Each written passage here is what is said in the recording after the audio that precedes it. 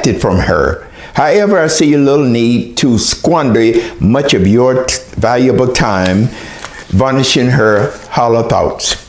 But one of her statements need a little correction. She indicated to women voters that I do not have their interests at heart. Quote, Cass Castile doesn't have much respect for women. He isn't married. He switches women faster than a Mississippi riverboat gambler switches cards. That's, quote closed, that's humorous. Falsehood. As a matter of fact, I do believe if she were a gentleman, she would be jealous. And I am engaged to a beautiful lady that came to me from above. Someone up there said, we don't care what you want. We know what you need. And they gave it to me. And I also have 2 beautiful daughters and 4 grandchildren that I do adore. And I was married previously, obviously. She didn't say anything about the fact that all my life I have been a volunteer with various nonprofit organizations trying to help underserved people, give them a voice in this city. And my opponent in the mayor's office, as she said now, deliberately overlooked many of my contributions to society in this city. I co-founded a mentoring program to give guidance to young people. Big Brothers and Big Sisters was one of my projects. I was the brainchild of Operation Hope, helping prison emerge. And there I established a GED program for nonviolent inmates.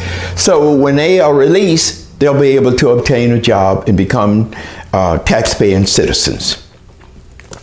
My program, Hope, was endorsed and praised by the mayor, the honorable governor, all local politicians, and even by NBC Today's show, who thought it was a wonderful program. Now, sadly, in 3 years, this mayor hasn't created not one significant program that will help the underserved people.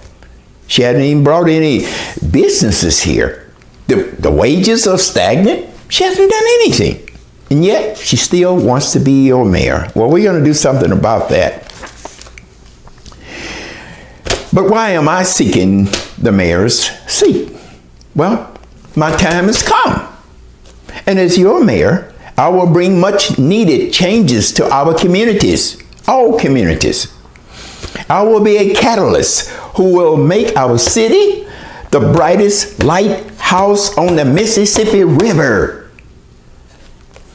Orleanians, now is the time that all concerned citizens must come together as one and not pretend things will get better in time. Or if I look up there, I can find the answer to our problems. Or if I stick my head in a crawfish hole, maybe I'll find the answer down there. No, in neither case, we have the answers, working together. And haven't we stood in flood waters and dried ourselves out together and bounced back? And as a city and as communities, we are stronger for it. And note this, as your grateful mayor, I will be understanding to all citizens and not just to those who resemble me genetically, but to those who look different. You'll have my ear. I will work as hard for those who might differ with my political aspirations and loudly boast, well, I'm a right wing. I can't do anything for you. You don't need my wing. And then for those over on the left who say I'm a left wing and you can't use me because I think you're in the middle. Good. Guess what? I can use both wings, and I need both wings because I consider myself an eagle.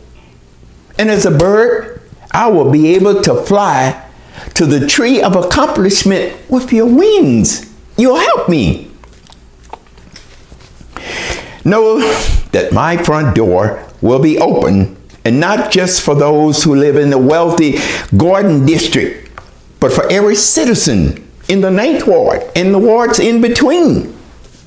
You will be able to come in the front door, not in the back door, and you won't need a reservation.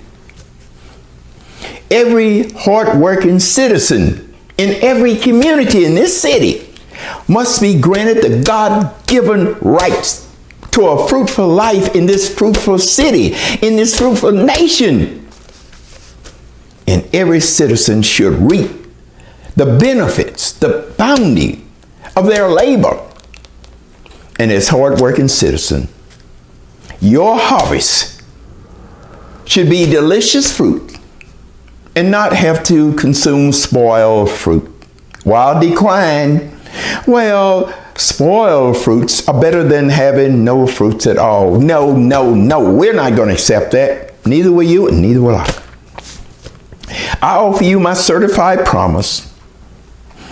And if you conclude that after 4 years as your mayor, that my planks in my platform have cracked and are warped and broken, well, you have my permission to gather me and strap me to the stern of a riverboat and then send that riverboat up the Mississippi River in a hurricane if you're not satisfied with what I've done.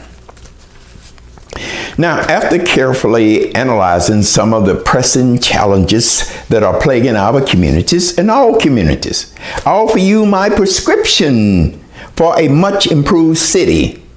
But let's be clear here now. It ain't going to be as easy as cooking red beans on a Monday morning. However, it won't be as difficult as making a good roux, which I can't. I've tried. And at many times, my medicine will have a bitter taste, but it will improve your condition if you consume it. Now, my major medical planks are these, and I have 4. Ways to reduce violent crime is the first one. The second one, improve public education. Third, reduce unemployment. 4, require more police